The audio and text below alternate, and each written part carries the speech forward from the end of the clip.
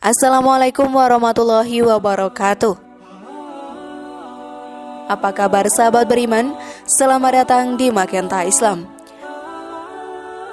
Sahabat beriman, di tengah hiruk pikuknya virus corona di seluruh dunia, umat muslim pun mengkhawatirkan banyak hal. Setiap hari kita diwajibkan untuk menggunakan masker, terutama ketika kontak dengan orang lain di luar rumah. Perihal penggunaan masker mulut ketika flu, batuk dan sejenisnya karena khawatir mengganggu dan menyebar virus ke jamaah lain ketika ibadah, terutama sholat. Lalu sahabat beriman, apakah dibolehkan menggunakan masker ketika sholat terutama bagi pria? Dan inilah ulasan mengenai hukum menggunakan masker ketika sholat bagi pria versi dari Magenta Islam. Namun sebelum lanjut, klik dulu tombol loncengnya ya, supaya kita tetap bertebar syiar melalui channel ini. Mari berbagi pengetahuan dan ilmu yang bermanfaat. Amin ya robbal alamin.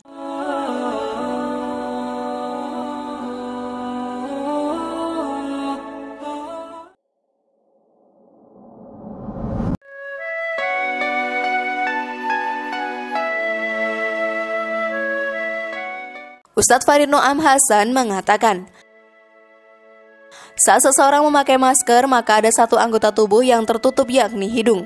Padahal hidung menurut sebagian ulama adalah anggota sujud yang mesti menempel ke bumi.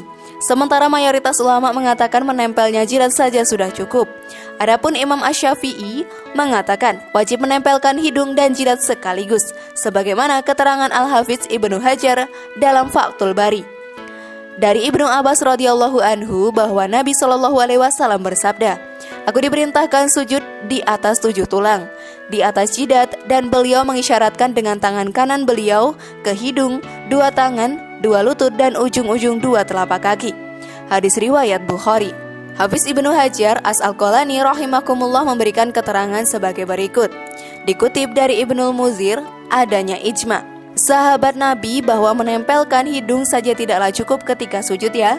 Sedangkan jumhur atau mayoritas ulama berpendapat bahwa menempelkan jidat saja sudah cukup. Sedangkan dari Al-Auza'i, Ahmad, Ishaq, Ibnu Habib dari kalangan Malikiyah, dan selain mereka diwajibkan menggabungkan antara jidat dan hidung. Pendapat Asy-Syafi'i mengatakan, kemudian bukan hanya hidung tetapi juga masker penutup mulut, itu pun juga dilarang. Para ulama seperti Syekh Said Sabiq mengkategorikan makruhatus salah atau hal yang dimakruhkan dalam sholat.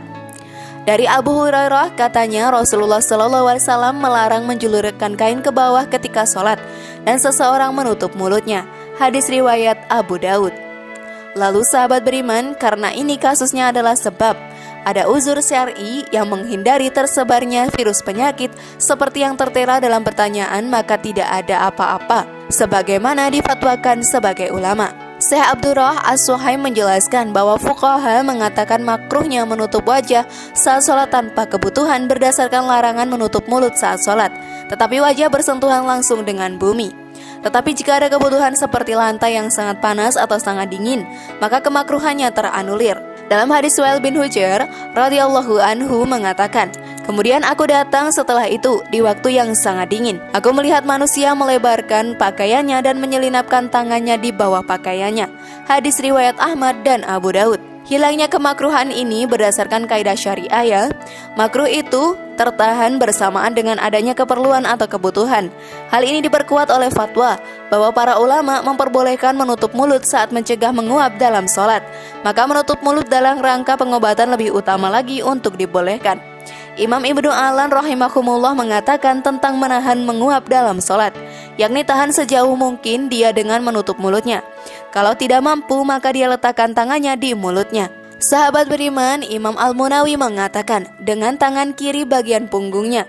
Abdil Al mengatakan sesungguhnya para ulama mengatakan bolehnya menutup wajah untuk mencegah menguap, maka perkataan mereka bahwa bolehnya menutup wajah untuk mencegah penyakit adalah lebih utama atau untuk dibolehkan. Wallahu a'lam bishawab.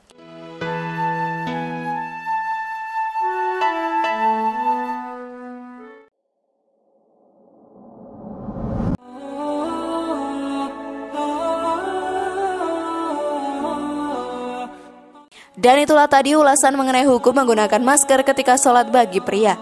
Bagaimana sahabat beriman, sudah lebih paham sekarang? Semoga informasi tadi bermanfaat ya dan membuat kita berpikir lebih bijak. Mari bangun Magenta Islam ini dengan cara klik tombol subscribe, like, share, dan aktifkan tombol loncengnya. Wassalamualaikum warahmatullahi wabarakatuh. Dan jangan lupa tonton video yang lainnya ya.